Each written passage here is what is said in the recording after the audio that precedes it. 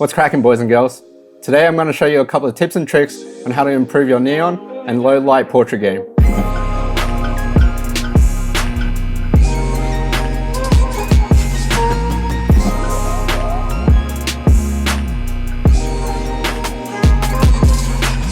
Hey everyone, it's your boy Mellow K, back with another video. As I said before, I wanted to show a couple of tips and tricks on how to shoot neons and low light portrait photography.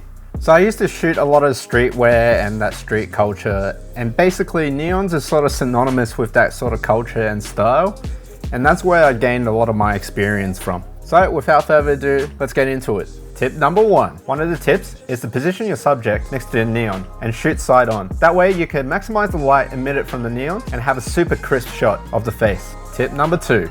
However, sometimes you want to use the neon as the background instead. Now this really depends whether the neon is actually cool looking to begin with. Most neons are either text or signs for a shop, and they'll usually say stuff like pizza or Thai food. No! Ow!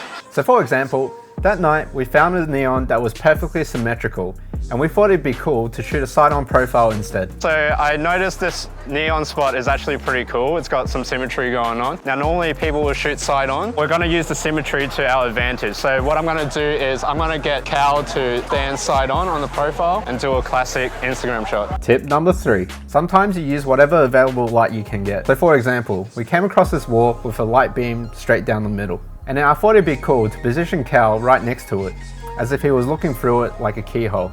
Tip number four. Another tip is to use a lens with a small f-stop number below f2.8, such as this 35mm f1.8, which by the way, I did a lens comparison review of the Sony 35mm f1.8 against the Sigma Art 35mm f1.4 and the Zeiss 35mm f1.4. So if you haven't checked it out, I'll leave a link in the description below.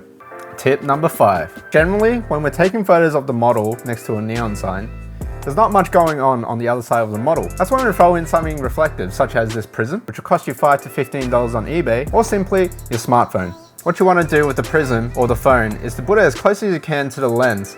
That way you're blurring it out without drawing too much attention to the actual reflection, much like what I'm doing now. Tip number six. Usually the camera is gonna tell you to brighten up your exposure settings because of the neons. What happens is your model's shadows are gonna be too dark to recover from. So what we wanna do is we're actually gonna not follow the exposure settings that your camera is gonna suggest and bump it slightly higher so that you're properly exposing the model. And the final tip, most importantly, is to have fun with it, experiment, or even base it off a concept. Maybe you might wanna buy some props to support that concept.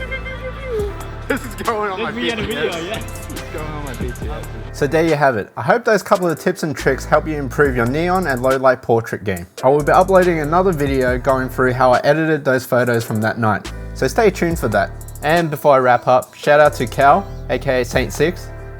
Go check him out on Instagram.